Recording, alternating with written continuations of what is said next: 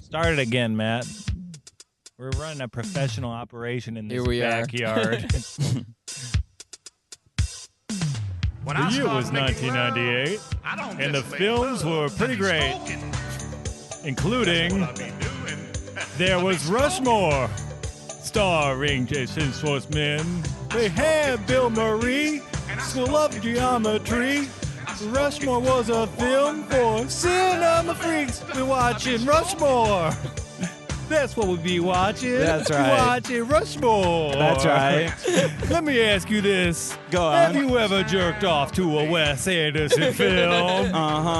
Because I know I jerked off to a Wes Anderson film. That's right. Because whimsy makes me horny as hell. When I start making love, I like painted zebras, goats, kids, and plays. I like whimsy. Okay, we are good. Hello.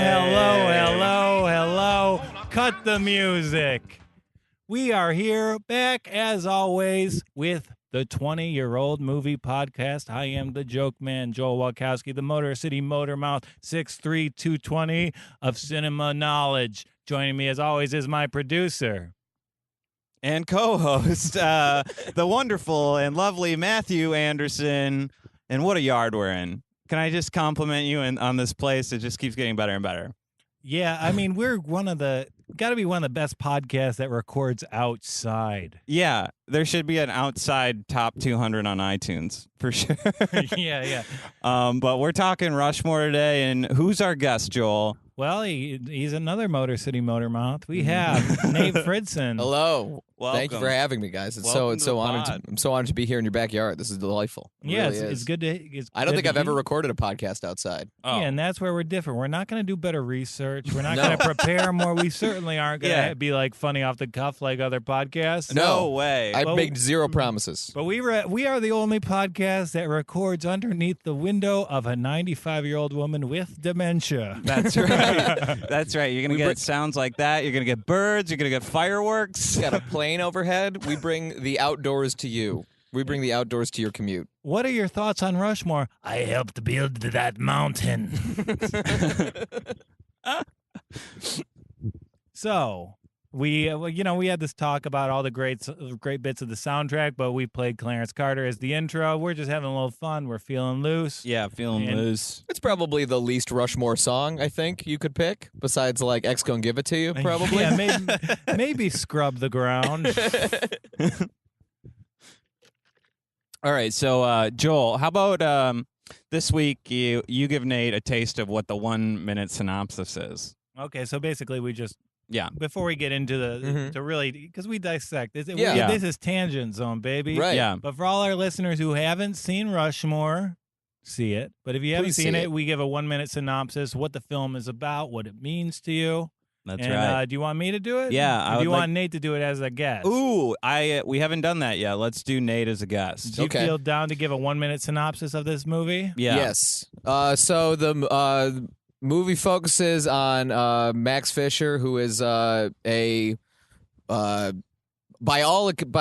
look of things, he is the model student. He's involved in every club in this private school Rushmore. The school Rushmore is his life. It's his whole life revolves around that. He is the president of the Beekeepers Society. He is he is on the cheer team. He's all over the place except classes where he's doing really poorly because he's just he's of an average mind.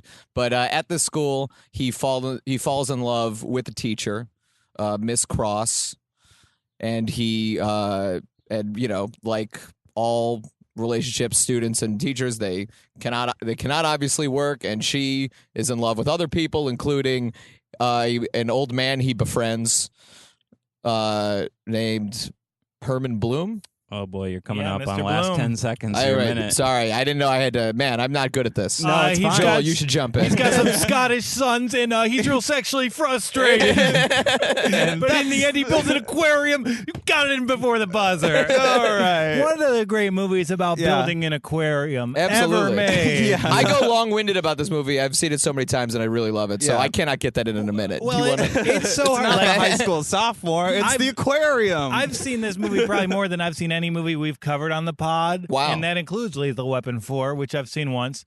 But even it took me until last night where I really was removed enough to just see the narrative. Okay. This kid, he doesn't realize he's got a great male role model at home, and he's displacing all his sexual energy into like his extracurricular activities. He's interested in a woman, and he kind of spazzes out, and he has to spazz out a couple times. He learns who he is. He learns his father's a good man, and he humbles himself with sweet, sweet American blue-collar labor and impresses an industrialist in the process. Yeah. Like, that. Like there is like a very like the Max Fisher character arc, like you know, you think about this movie and it's like it's known for its soundtrack, it's known for its like scenic design and Wes Anderson like hitting the scene. Yeah. But I thought the character arc of Max Fisher was well done, so small scale and extremely well explored. Yeah. I agree. I found him. I have always found him a very relatable character. Of you know, I think like the themes of ambition and like wanting to do all these things, like wanting to have such a, you know, just needing so much to be involved in all of these parts of your life, but then like this other part is not going well. Yeah. I found that very relatable as a young man. So you'd say like maybe like that's probably the main reason you chose this movie, right? I really love it. Yeah. I love so much about this movie. I mean, like we said, the soundtrack. I've listened to the soundtrack so many times. Right. I found it's kind of like I was not a good student. I was also not in a lot of extracurricular activities. So I don't know why. Maybe I just liked his glasses. I don't know. He had to wear a uniform to school. Sure. I don't know. I was just I thought he was such a fascinating character. Yeah. I was found really like drawn. this movie was probably like this was the first time I saw this movie. Mm-hmm. I was watching it on a laptop. You know, like I hadn't seen Wes Anderson's first movie. This is his sophomore film. Yes. You know, This is the movie where he was this Wes is where his Anderson. coming out party. You could see like how his work will evolve, but this is like a raw version of that. But like man, like this was like Bill Murray's like coming out party, like as an indie darling, you know? Wouldn't you say? I guess this was really. I mean, I was a huge Bill Murray fan. That was another reason I wanted to see this movie. You know, very understated role for him. I could give or take Bill Murray, but this is kind of the role that launched the renaissance of him. Not quite as like Definitely. a leading man, but like just such nice flavor. Yeah. And you could see him like doing this role. Like Lost in Translation was basically this role. St. Vincent was very close to this role. What about Grand Budapest? Was he in that? Yeah. That's a slightly. I don't know. In Grand Budapest, who is he? He does like a brief cameo at the beginning, if memory serves. Yeah, I'm just not super familiar with it. Okay. Sorry to even bring No, us there. but the Lost in Translation and Saint Vincent points are very good points. Yeah, and like this is what did that. You know, it's him in a suit, kind of grimacing or reacting to things. You know, it's a lot of that. It's a lot of him making like squinting and like what. Making that face? Yeah, you know? in this movie, like they really found two things to do really well, and like the Wes Anderson aesthetic and Bill Murray in this kind of like supporting grizzled role, like in other films have just been like kind of taking like aping what they did in Rushmore since it came out with the young person with an older. That relationship and then like the general aesthetic is like very extremely influential. Oh, like sure. the center framing and like yeah. Okay, so like you hadn't seen this movie, Matt? No, this was my first watch. Wow. And so what are your first impressions of it? You know, it's good. Like you can understand why white people love Wes Anderson so much. Yeah. You know, I thought it was like cool to see like Owen Wilson, co-writer of this. You know, like it's just cool to see. Yeah, wow, you should have him kill himself. Oh wow! What if he slits his fucking wrists? But he could do that and while wearing a beret. I thought it was really funny. Like the plays were hilarious. The plays are incredible. Hilarious. You know, like he's a sophomore in high school. He's doing a play about the Viet Cong. Serpico the play. Yeah. So like I don't know, it was like pretty darn funny. Like 20 years old. It's like take us back 20 years, Joel. All Where's right. John Burnett? How's she doing? Man, the joke really works well if you let him know exactly what it's going to be beforehand. That's right. All Well, right, I the- mean it's a recurring bit, so give Hold on, him let the me love. half-heartedly talk about a dead girl. The year was 1998. John Benet Ramsey was still dead. And fans of movies, cinephiles, that's like a pedophile, but for movies. Yeah, you They can't lined take your hands their off art him. house and college town theaters to see an auteur debut from Wes Anderson. He turned down the opportunity to star in Armageddon to direct this movie, so you knew it was going to be pretty good. Sorry, I'm not doing great. I'm zipping up the dress of a beautiful woman right now. He's not She lying. just wandered into the backyard. Not This to isn't take the over. 95-year-old. Not to take over here for a second to let Joel concentrate on Sure. something else for a half second. This movie kind of squeaks into like 1998 by the skin of its teeth Okay. because like it's like general premiere or general. Oh, I'm sorry, Gabby. Its general release was in 1999. Mm-hmm. You know, and it had its premiere in like late December Right. on the coast. And a lot of people didn't see this movie until they saw the Royal Tenenbaums either. There's a movie that came out in 1998 that got a lot of traction in 2002. Yeah, that's a good point. I saw this movie in theaters. I was Whoa. very excited. Yeah, I'm old. That's I'm old as shit. Whoa, shit, dude. You're fucking sophisticated. What's How your- old were you? I was 16, 16 probably. God Yeah. damn. To have 15 or 16. to have the presence of mind to see like good films. I saw Deep Impact and Armageddon that year, and I never heard of this. I mean, the girls I dated in high school never let me feel good about the movies that I wanted. They all told me I was pretentious, and I was a pretentious movie goer and a pretentious music listener. Oh boy. That these were so I was a real asshole in high school. I mean, just completely. Were you going to Royal Oak Maynard? Yeah, I would go there a lot. That's a great movie theater. Yeah, that's a movie theater that's been failing for like 15 years. Really? It's like it's just like it's always like you go in there, everyone's sad. Everyone looks like they're trying to Michigan. get their plan B together. I love And that place. I love it so Set much. the stage for me for a half a second. Where is this somewhere in Michigan? Yeah, it's in Royal Oak. It's like in Michigan in Southeast Michigan there are like 2 maybe 3 art theaters. Okay. There's Maple Art Theater in West Bloomfield. There's Main Art Theater in Royal Oak, and then there's the Okay. Detroit Film Theater if you want to go to the city. Right. But yeah, this was the place to see. When the what's it like the Krzysztof Kozlowski movies came out. This is where you go. Yeah, this is where when you like- take your hot dates to make them. If you live in Detroit and you love Gus Van Sant, Yeah. you go to Royal Oak Maynard. You stop by the Detroit Zoo. Yeah. Sure. You Now- go to It's a really heady date. It's a very, very the thinking man's date. Yeah, Yeah. and I always love that theater just because it is in like such a fun pedestrian area. Like as an 18-year-old, going to Maynard is my jam. It was great. Yeah, and Royal Oak was different then. It was like a grimier city. I was kind of just like a social terrorist as a teenager.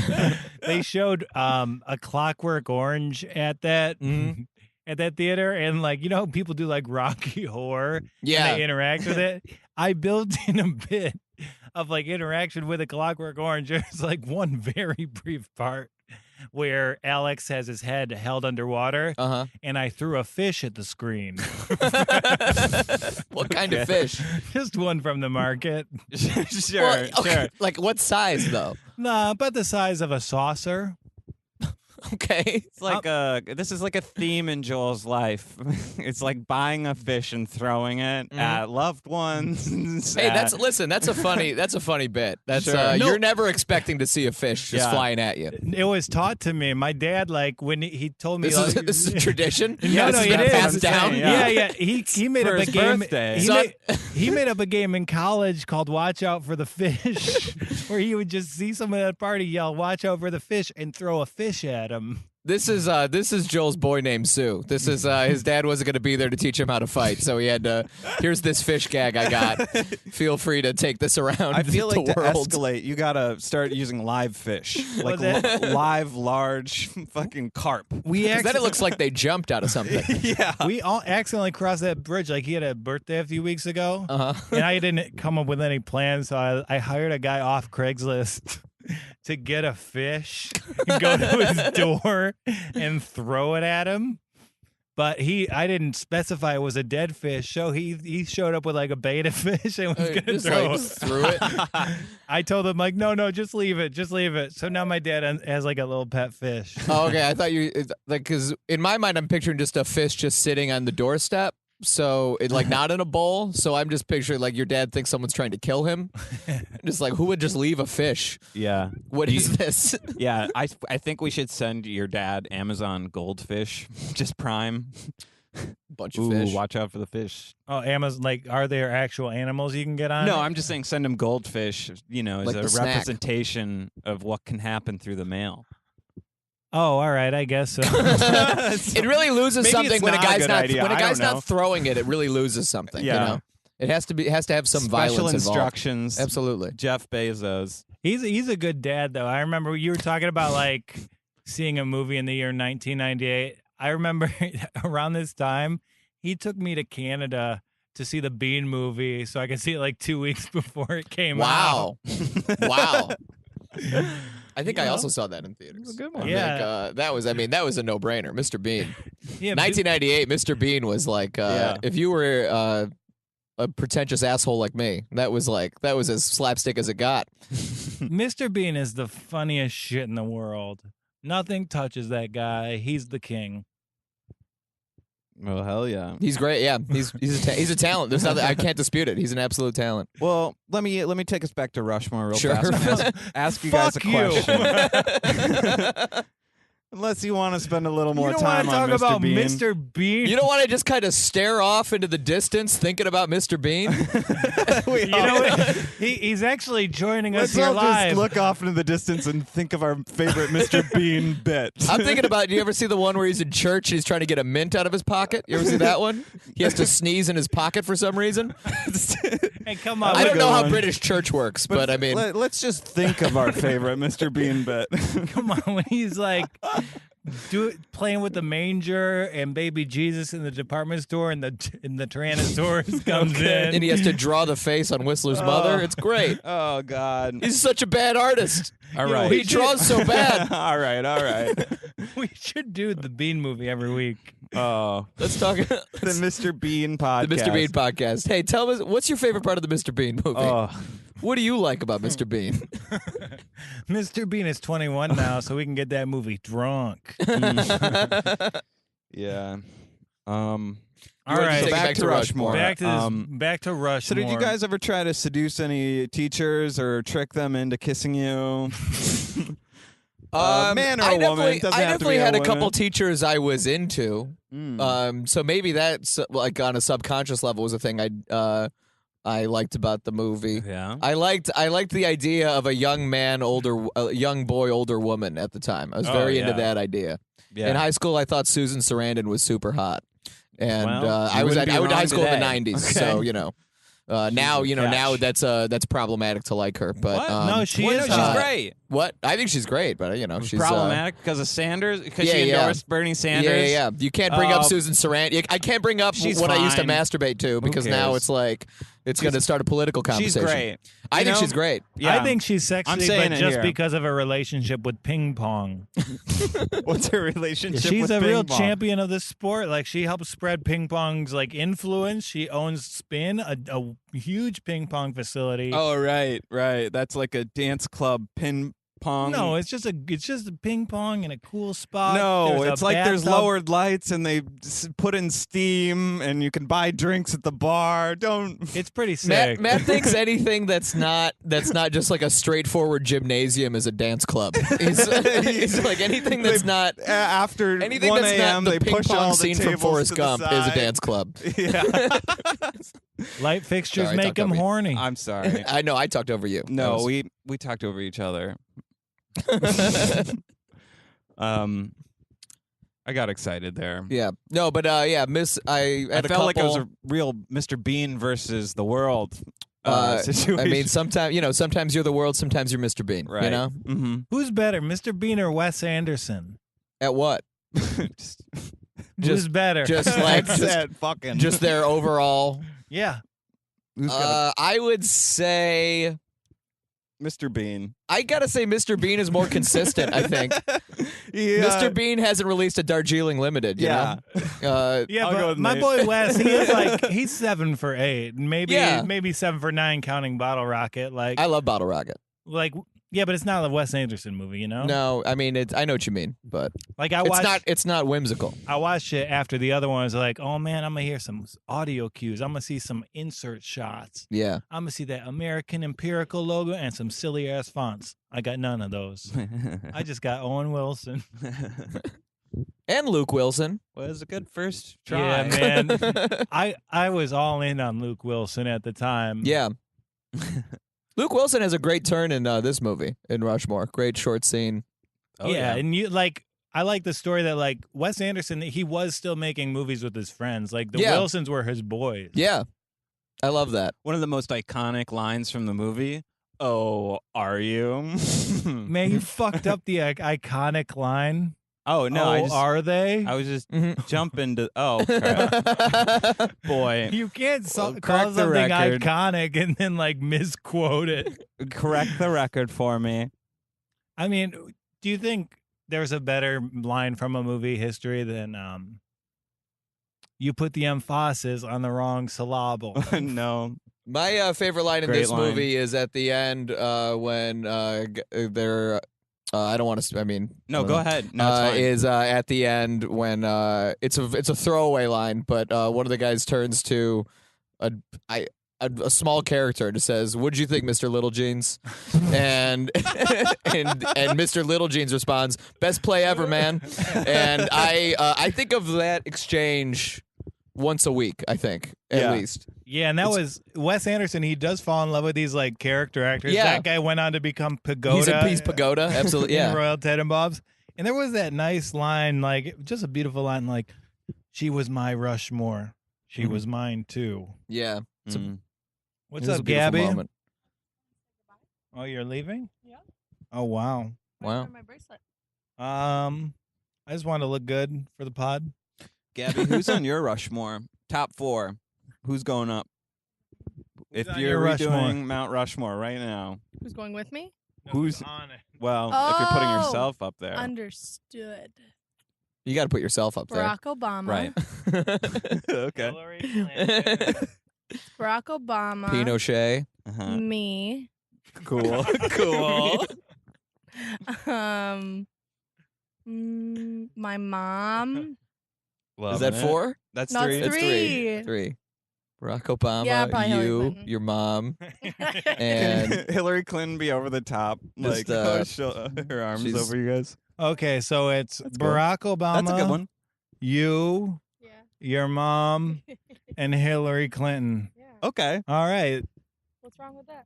No, well, let's go around. I want to know everybody's Rushmore. just in general. Are you ready to order? Are you ready to order your Rushmore? Barack Obama, Okay, Joel. Gabby, Gabby. Gabby's mom, and Hillary Clinton. But you can tell like she's been jailed for her crimes at the There's Clinton bars in front of Foundation. her. I mean, I just hear your answer, Gabby, and you are officially a white woman living in Brooklyn. Okay. The concession stands are only going to serve brunch. Nate, are you ready? My Rushmore. Sure. Let's do it. Let's see. Redman. Loving it. This guy, Craig Caribbean, who was my boss at this liquor store I worked at, and I was 16. God, that's awesome. John Sally, Yeah. and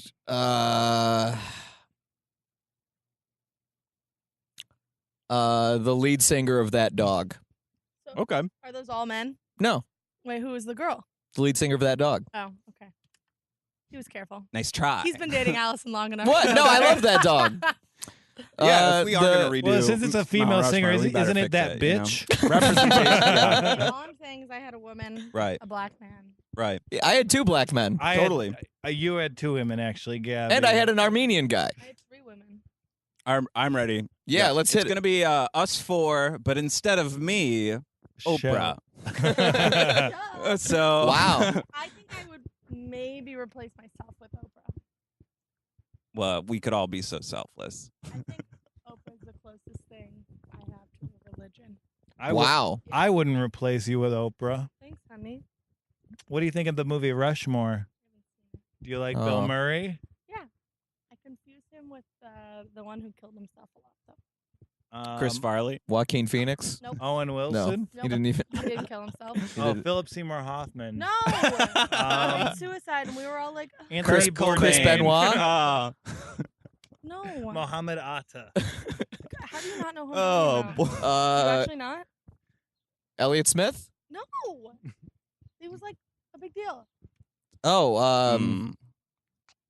It's really sad. He was a very fun Lane man. Staley. You guys are fucking No, I seriously don't know who killed himself. comedian Oh, Freddie who Prinz. was depressed. John Belushi. No! Harris Whittles. It was like in the past 2 years. Oh, Robin Williams. Robin Williams. Robin Williams. Williams. Oh, I was going to say the Challenger crew. We had some good. It was an inside job. We had some good guesses there. We were pretty close. You guys were not. And didn't Robin Williams have a disease? Is that why he killed himself? I mean, always on disease. I don't know. Whatever. I thought he had like a Jim Carrey's got degenerative that. disease Break that a was getting leg. bad. Good luck, Gabby. She's in a play luck. tonight. I don't have to go because I have a show. Hey. Yeah, what up? Hell yeah, dude. The show's like at the end of the block too. Like I'm gonna get there Oh, in is- 2 dude, minutes. That's Is it the a- life. The Jackie Barron show. No, it's the worst one there. Oh, okay, nice. Well, we'll be plugging There's gonna that. be 4 people that. Yeah. If you go back in time, you can come to Joel's Yeah. show at the end of the block. It's gonna be pretty good. Yep. Just go back in time from this Tuesday to I got 4 Friday good jokes. Ooh, dope. Yeah, I got a joke about my mustache. Mm-hmm. I got a joke about. I got one good new joke. Hey, Hey. I know that feeling, man. It feels good. There was a time in my life where Wes Anderson would have legit been on my Rushmore. Like, I saw those movies and like, my upbringing was so weird. Like, I grew up in a boarding house. My dad's a banjo musician. Like, those movies, like, everyone in Wes Anderson's movies are so weird. That's the first time I saw like bits of my own experience on screen. Mm. So yeah, Did you go to a private school or did you go to public school? I got expelled from private school. Nice. Went Okay, to public this is school. all right. That is a connection Wow. And here. then There I- we go. And then my dad, Did he you play was basketball just, no, or did all you he, fence? He just worked at AutoZone, so I was kind of embarrassed about it. So I threw myself into my high school video program.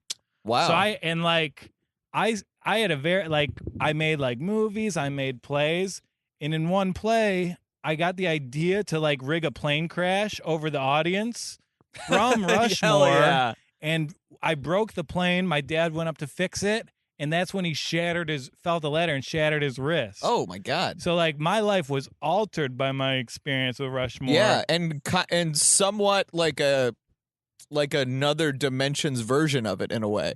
Yeah, like I was very influenced by Like the father figure thing is kind of inverted, but also there.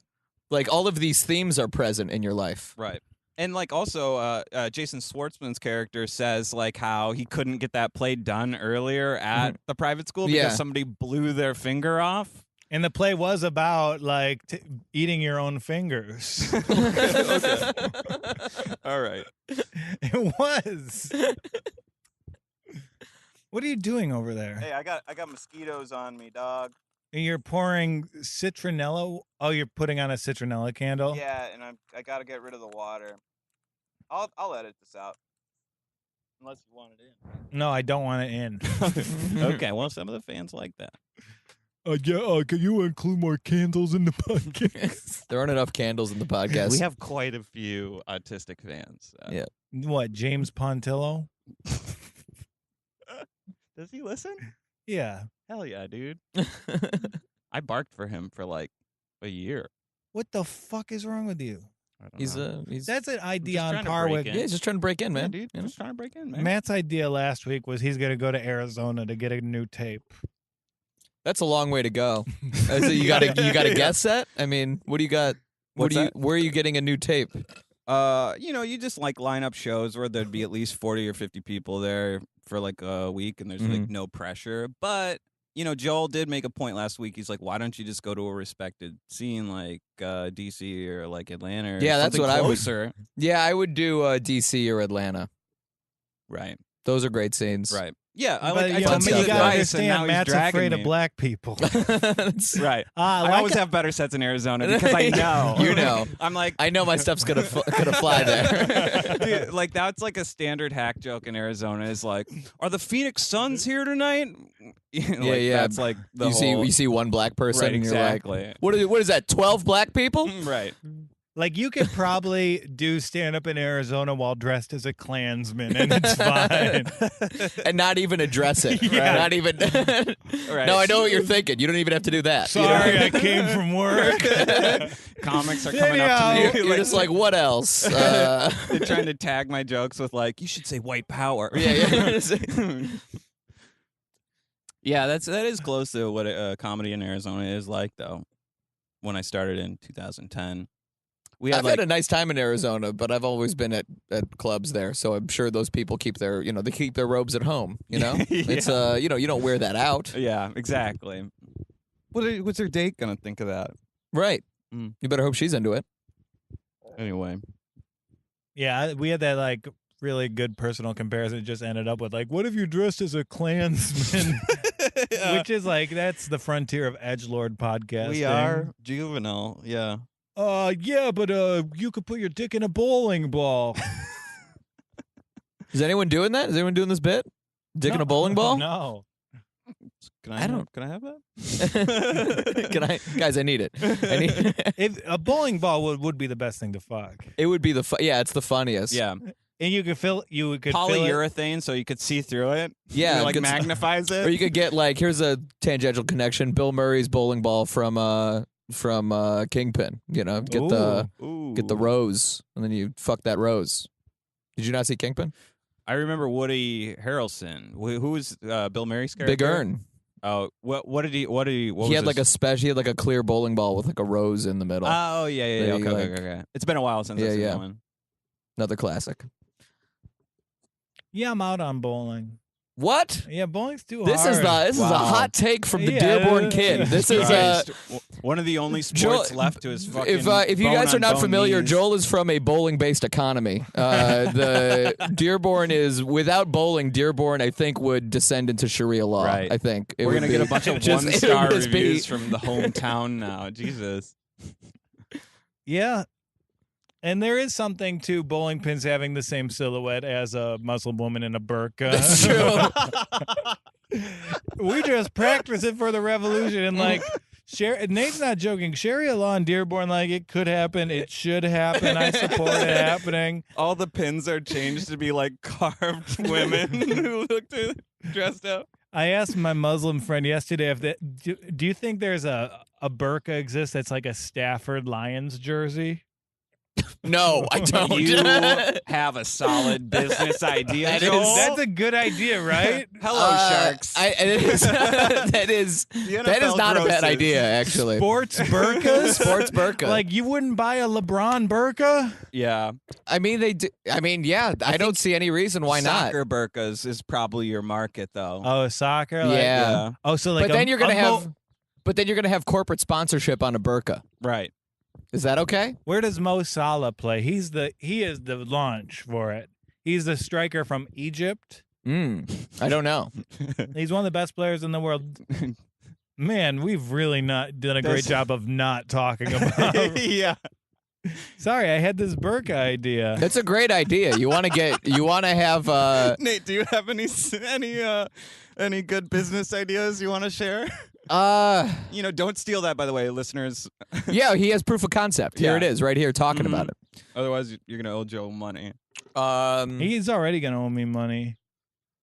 Who? I don't think I have any business ideas I want to pitch, guys. I'm sorry. I just want to get in on the ground floor in this Burka jersey. Bursies. Bursies. What do you call them? What about a pedophile supply store called the Pedophile? What is that going to have? Just like duct tape and lube? What is it? Yeah, you Like- have like Candy bars, like and window baseball tint for cards. good and plenty. Good and plenty. Window That's tint, got to yes. be like You tried to fuck a kid 30 years ago? Like good and plenty. every time. Okay, when you imagine a pedophile luring a kid with candy, what candy do you imagine? I always picture chocolate. I always and Sour straws. sour straw. Oh, I love sour straws. I'd Yeah, fuck an old you man would for love- sour you straw. would Yeah, love yeah, sour yeah. straw. I- You love my sour straws. I always imagine good and plenty, which is like it has the added factor of like that way being raped is only the second worst thing about your day. I love the thing I love about Good and Plenty. They're like, we have this candy that tastes bad. What if we made it look like pills? Yeah, this is great. Kids will love this. And I know I made a sexual assault joke. I just want to preface that a homeless man jerked off on me once, so I Yeah. think I'm okay, right? yeah, I mean, Definitely. It's your story too. Right. Yeah, and it's on theme for the movie, I'd say. Yeah, When Yeah. that 15-year-old assaults that teacher in her bed. Oh yeah. Does he actually get in a car accident? No, he tricks her. But he has an actual wound the rest of the movie. I don't know what that is. It was fake blood. She's like, "Is this fake blood?" Yeah. And then he's like, "Why, yes, it is." He's like always an adult. He's never a child. I don't get it. Yeah, that's what But I mean. it's That's the fun. thing that I really loved about his character, and I really identified with because I don't know. I was a teenager who felt like I was much older than I was. You know, like I thought like like I was already halfway through my life. I thought I was, and I might still be, but I thought I was all I did not identify with a lot of kids my age. And I liked older music, and I liked, again, all that stuff. So I get that a lot. I get that that mood of just talking to people like you're much older. Yeah. Even though you have no life experience and don't really know what the fuck you're talking about. Right. I Yeah. never even got that. And I think Max Fisher is like a tremendous character. He's very successful, but I don't know how much Jason Schwartzman actually had to do with it. Like, I think it was. What do you mean? I think it was beautifully written, where like you Yeah. understand why this character is the way he is, right. just from seeing the background moments with him, like the barbershop being the unveiled, little Yeah. his mother yeah. being unveiled, his reason getting into school unveiled. Like, he slowly starts to make sense in a very subtle but elegantly done way. Yeah. And all Jason Schwartzman had to do was show up, put on a beret, put on some glasses, Yeah. and be deadpan. Well, it also helped that he is very boy-like, very childlike. Just as I saw him once. His brother is in a band called Rooney. And he's in a band. He's in a band. He's in Phantom Planet. That West Coast song slays. That album is great. The Guest is a great. I really love it. I could still listen to it today. The Guest? Yeah. What is it? Phantom Planet. Phantom Planet, The Guest. Okay. But his brother was in a band called Rooney, and they played in Pontiac when I lived there, and they were opening for the Polyphonic Spree. And Jason Schwartzman went to the show alone and just stood in the back of the club. Didn't big time anybody. Was just but he's a very slight man, and he fit in even though he was like old. Even though he was older than most people there, he like fit in as a boyish looking man. He's a very boyish man. He did an open mic in Park Slope once. Funny. He's fine. Mm-hmm. He was probably researching a role or something. Yeah. I can't imagine like that's where he would have to start. He has to go up at Fifth Estate. Yeah, that's where it was. Really? Yeah, he went up at the Fifth Estate, which is like, oh man, that was a bad mic. That but was. I loved it. Because they had that bit where you could compliment people and give an extra minute. So Right. the backhanded compliments were the way to go. Yeah, that's great. Yeah, I mean, Yeah. Schwartzman, he's a cool guy. He's pretty interesting, but like as an actor, I don't know if he does anything for me. I mean, yeah, that's the thing is that I think this role is definitely, I think, his defining role. Do you agree? Yeah, 100%. So- What would've which come is like- before this? This His- was kind of his breakout. I yeah, think. he was I mean, he was unknown. Oh, okay. which always helps in a movie like Right. this. And I think. they don't have money to pay the actors. They're paying Bill Murray, and they're like the soundtrack expenses on this must be pretty exorbitant. I know we talked about this off air, but like it was such like kind of like a weird like niche movie, and then at the end like they did that like blockbuster Rod Stewart song. You know that's half their budget. Right. Yeah, Bill Murray, he took a pay cut for this. I was like listening to, like, so he only got paid like $9,000 or $10,000 or something small compared to Ghostbusters, which was like $10 million. So I mean, that's kind of funny how he spent all the money on like the music, probably. The music and like set and everything, the way that everything that goes into that. Yeah, and there's a lot of days production on this. You can tell like all those inserts, like there's just an element of production design that you could see where it like all the setups, they're kind of like little paintings, like Yeah. the little exchange. Like I say Jason Schwartzman didn't do much in this movie. Like there's that scene where like Margaret Yang sees him through the window, and that's probably his most emotionally effective scene, and all he does is closes a curtain. Yeah. So he doesn't do much, but it works because I think it's just the strength of the writing. Yeah. I thought, this movie is in a lot of, it is the strength of the writing, but this movie is also, it's like, this is what I wish people were into instead of Catcher in the Rye. I feel like this is like a disaffected youth movie. This is like a guy who feels a loner. He feels, he feels like he thinks, he looks at the world and he sees a bunch of idiots and phonies. But, no one's going to shoot anyone after watching this movie. Right. I hope. Yeah, right. There would be like a funny school shooting scene. It would be a Wes Anderson school shooting scene, just like it's happening in slow motion. Cat Stevens is like playing over it. Yeah. Or it would be like a school shooting play. A play where he does he does White Elephant the play. That is a reference for nobody. That is Man, we dropping double Gus Van Sant references on the 20-year-old movie pod. How about that? You want to take over? There's 20 minutes left here. We got we're at 41 all minutes. Day. No, we're doing like 2 hours on this. This is a 2-hour Yeah, We're John. doing a Sure. marathon. This episode has to be 3 times the length of the movie. it's going to be a cliffhanger. I did notice this. I loved. There's some people who are like you don't really notice because they're not famous. But watching, I really like the performance of Brian Cox.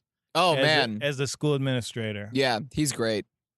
No one does better acting in a hospital bed than Brian Cox. That's so That is 100% true. That's so you don't true. know it, but like But once you say you it, feel it's it. absolute truth. Yeah. Yeah, between this and Succession, like that man owns the hospital bed.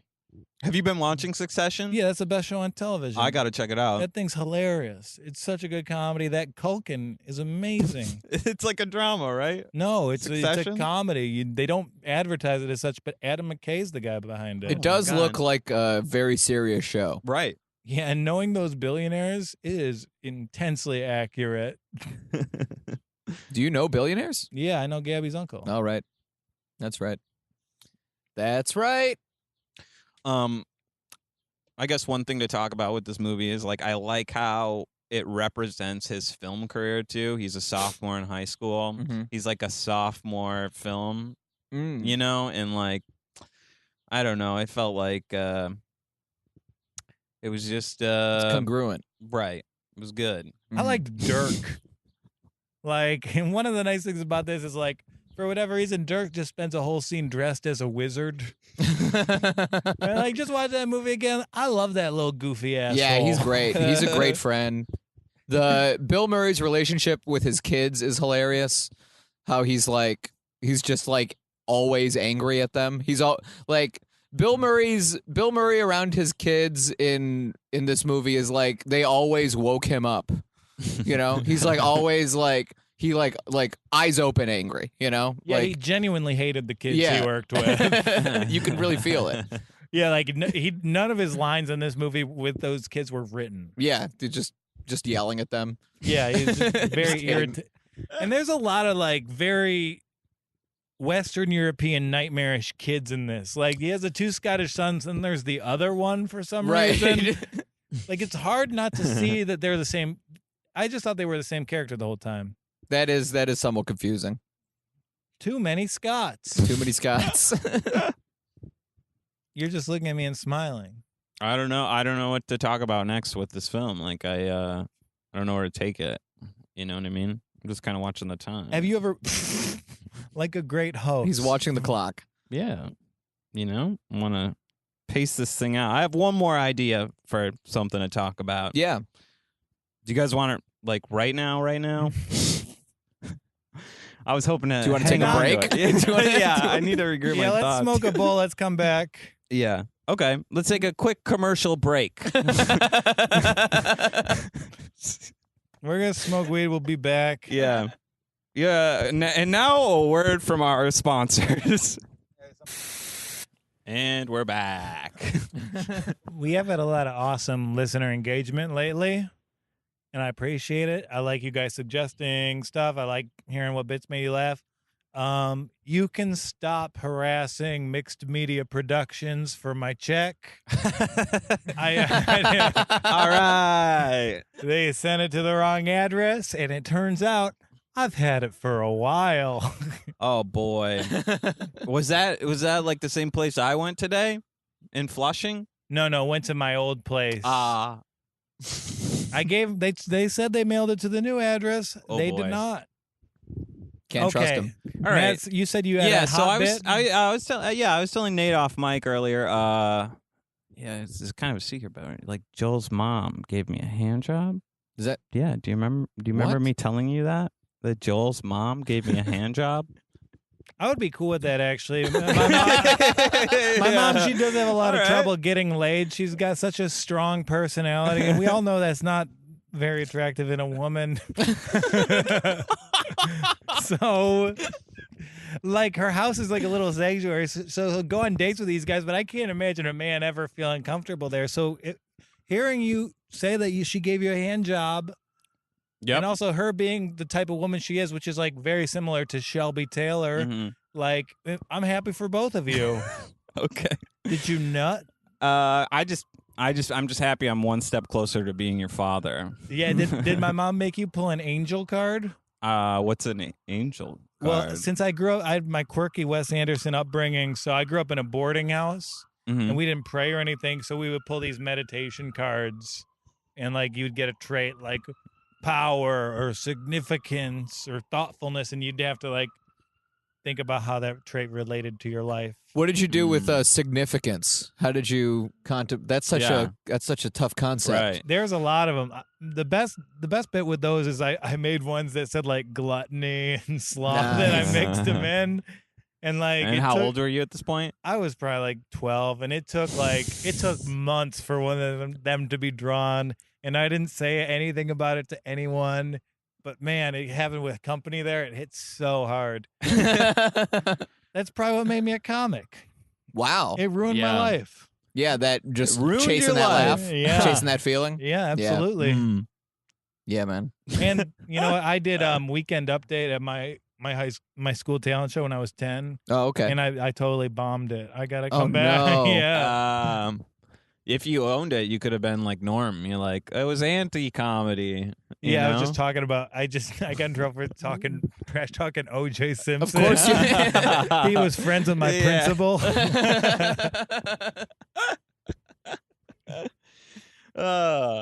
yeah.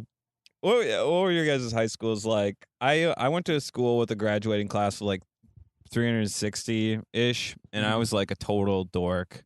I never got to be cool or confident like Max.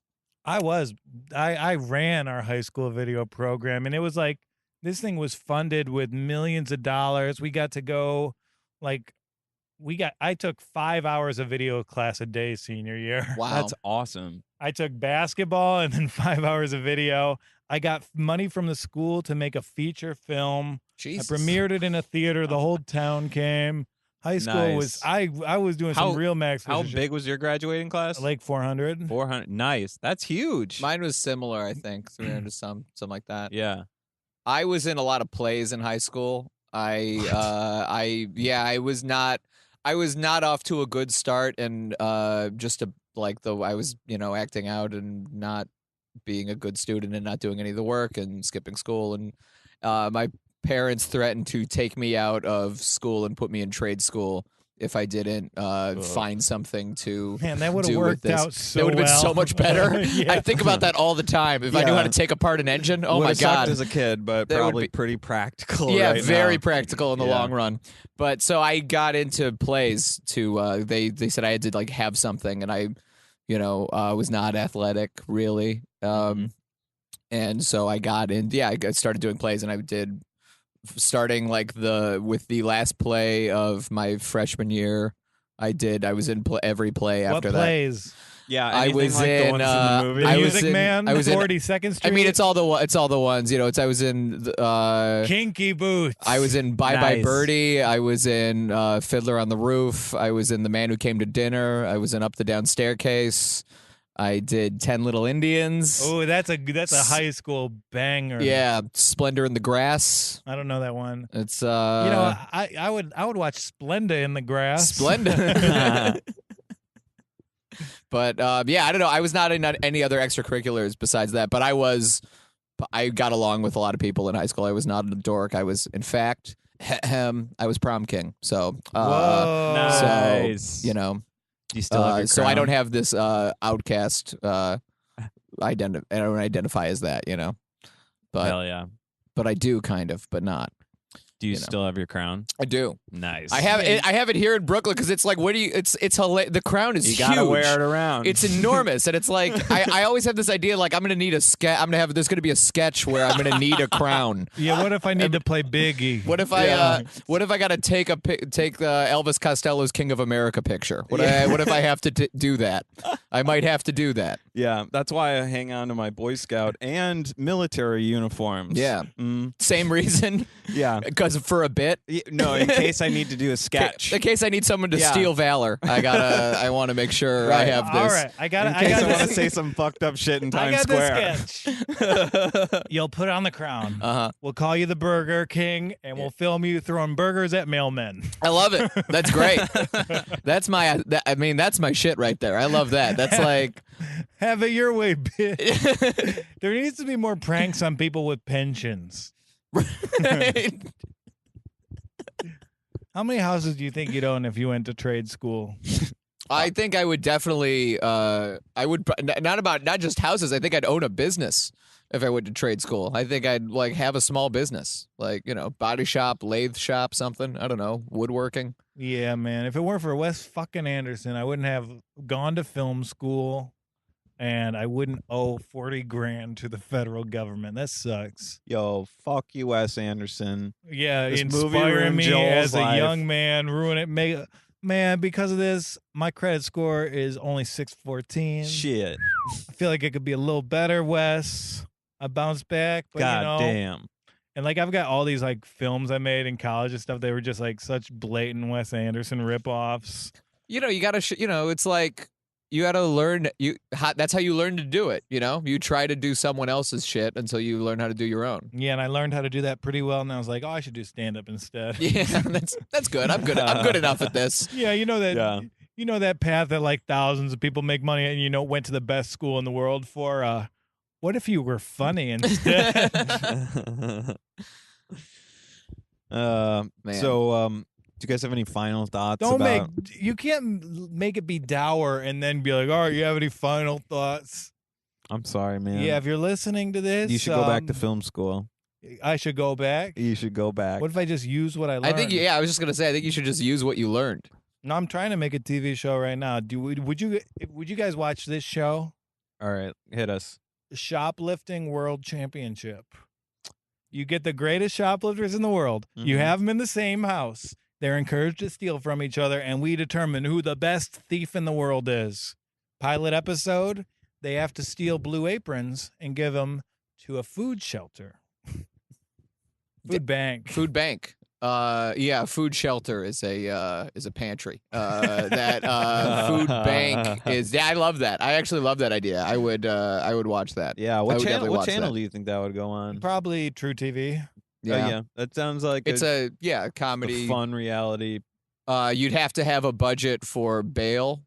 Absolutely. Yeah, And it would all be like strictly for nonprofits. Yeah, if it's all like a Robin Hood thing. you know? nice. Yeah, Ooh. I like the idea of you also like starting the competition with an air horn and you drop a flag and then they all have to run off and then do the. That really seems to call a lot of attention to the shoplifting. That's really kind of. I mean, I don't know. I was just spitballing. Maybe it starts in the parking lot. Listen, I've been out of the game for a while, but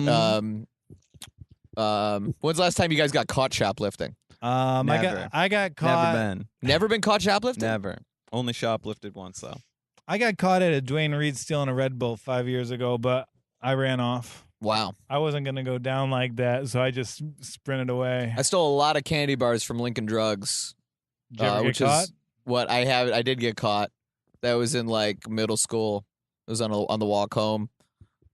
You did crime, you paid. Did you get arrested? I did not get arrested.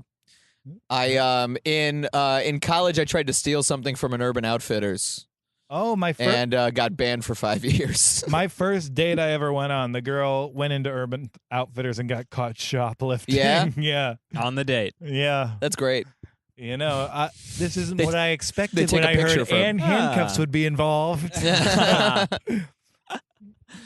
Imagine being a teenager into BDSM. And BDSM is what again? Like I always forget. Don't act like you don't. No. You are my most likely candidate of anyone I know to To be a sub. Big dick. Big Salami. Big dick mommy. Big dick salami mommy. That's what you're That's into. what it is, right? Imagine being a teenager into big dick salami mommy. I can't imagine. Come on, tell me what BDSM is. I don't remember. That definitely sounds like a metaphor for an Italian transsexual. It's bondage, dominate, What a beautiful bondage, woman. dominant, or dominating sadomasochism. So it's like, right? That's what the D Yeah. stands for? okay. So I don't it's know like what the D stands for. Yeah. Dominant. Dominant. Yeah. Donut. A lot of Donut. spanking porn, probably. Yeah, or like, but it's more about like dominance and submission. Latex. You Yeah, can be. You would let someone step on your balls, right? Ugh, no way, Jose. What about electric clamps on your nipples? The only way I'm doing any of this is if it's like Jeff Bezos and I get to sue him for $1 billion. You really got your eye on Jeff Bezos here. Well, It's I know what I want. I know what I want. I want a billionaire to abuse me. Yeah, I want to have dirt on the most powerful of men. That's what I want. Anyway, That's your fetish. It ends in a lawsuit. money is my fetish. That's a real That's a real grown up fetish. Is having money. Yeah. I want to be able to eat brunch every day and sleep in the finest of hotels. I don't know. That's just my goal. What about you guys? Our goal or what? Our takeaway from the movie? I don't know, like your fetishes. Would you let a woman stomp your balls? Yeah, probably. I would do anything sexually. It's fine. Try He's anything once. GGG. Our bodies are just vessels. Who gives a shit? Nice. I had a homeless guy come on my foot. Huh. Did it do anything for you or? No, It surprised him. yeah, I got a Time magazine out of it. After he came, he gave me a Time magazine to make up for it. Did he really? Yeah. Oh shit! I didn't know that. Yeah. What a fair trade. Was he looking at the Time magazine? No, he felt bad after. He's like, "Hey, I'm really sorry. Let me make it up to you." What was on the cover? Obama. Oh. Hope. Yeah. Okay, so Rushmore. We gotta finish. We gotta finish this. We podcast. gotta finish this podcast. We're like at the end, like wrap it up. Give me a bow on the present of this episode. I don't think Bill Murray acted in this movie. I think he just showed up and was generally irritated, and it ended up being one of his best performances. I buy that. He's always showing up at these parties and shit, and just being a general wackadoo. Yeah, this was kind of the start of like you said, his resurgence, and this was the beginning of Bill Murray becoming annoying as a meme, Right. as having like your friend who, the guy who doesn't really have a personality, but he's like, I'm into Bill Murray. That was like Right. that's like an aesthetic almost. Right. Yeah, that is our friend Jason Burke's personality. Right, exactly. It's a good thing Bill Murray never got Me Too. To imagine him sexually assaulting someone then saying, "No one will ever believe you." Oh my gosh. That's like the Bill Murray cliche that goes around. Like he pops in and says, "No one will ever believe you." Right. Yeah. Every white dude who thinks they're interesting brings that up. And they are interesting. Let's not. That's true. besmirch There's these a lot of men, great okay? white dudes out there. Fascinating folks. Keep it up, white dudes. You're doing great. We got to book more women on this podcast, Yeah, Matt. we sure do. I agree. We'll do more. It's 2018. Clap, clap emoji. Anyway. After all these years, I still love this movie. I really love I really love Rushmore. It's like I think it holds up, and I'm going to be listening to the soundtrack probably for the next 2 weeks. I think it's going to be it's going to be in my heavy rotation Solid just soundtrack. because it's like I forgot about it, and it's like awakened it. It's reawakened it for me. Yeah. There's a bit of trivia on the IMDb page that really falls off a cliff at the end. What's that? Before the film's theatrical release, Wes Anderson arranged a private screening for one of his adolescent heroes, the critic Pauline Kael. The film thoroughly mystified Kael, who at that stage was retired, nearly 80, and being treated for Parkinson's disease. What kind of a selfish asshole says like, "Oh, I made this movie like, let's interrupt your Parkinson's treatments, Yeah. and you can watch my film." I hope they gave it a bad review. Yeah. How was it? A little shaky. It was worse than being asleep right now. Now I want to die more than ever. That's crazy. It's 20 years old. Like it doesn't feel that old, but I guess we did watch it as kids and we're getting older. I always look at like Roger Ebert reviews. You know, I like to look at see what that old Yeah. dead guy had to say. I love his reviews of like movies from 2011 on. Oh boy. All right, let's go out on that. Nate, do you have anything to plug? This is gonna come out next Tuesday. Yes, I do. Yeah. August 22nd, I will be at Union Hall. You can see my show Dark Spots. It's a comedy show where comics do their darkest material. Come on out and get tickets for that. It's a great show. Yeah, what time's that at? That's 8 o'clock on August 22nd. Dark Spots. Dark Spots. We'll leave a link to the. Are there tickets? There are tickets. Yeah. We'll put it in the episode description. I'll grab that. Thank you. Yeah. And follow me at Nate Fridson, NateFridson on Twitter. Hell yeah, Joel. What's up? You can catch me last Friday at Precious Metals at 8:30. August 13th, I will be in LA at UCB Sunset for If You Build It. And I will be cool. I will be main eventing Roast Battle August 14th at the Comedy Store. Look at you. Yeah, come hang out. Kill 'em. And I will be doing Dark Spots on the 27th. I got workshop this thing. I'm going to ask Nate about it off the pod. Okay. Catch that. Whatever's easy for you. Matt, what do you got? Oh, damn. I just stepped on the dog. Just listening to the other podcasts too, the Sit Down with Mike Racine, and, this is at 20-Year-Old Movie for all that stuff. I think we're going to try to do a YouTube video soon. Look out for stuff on YouTube. All right. That track that you have is awesome. Thank you. Yeah, dude, it's a fan sent me and Mike matching tracks. Oh, hell yeah. It's so pretty adorable. dope. Yeah. Anyway, thanks for being on again. Thank you Nate. so much for having me. It was an honor, truly. All right. Bye-bye, everybody. Thanks for hanging out. We'll be back next week.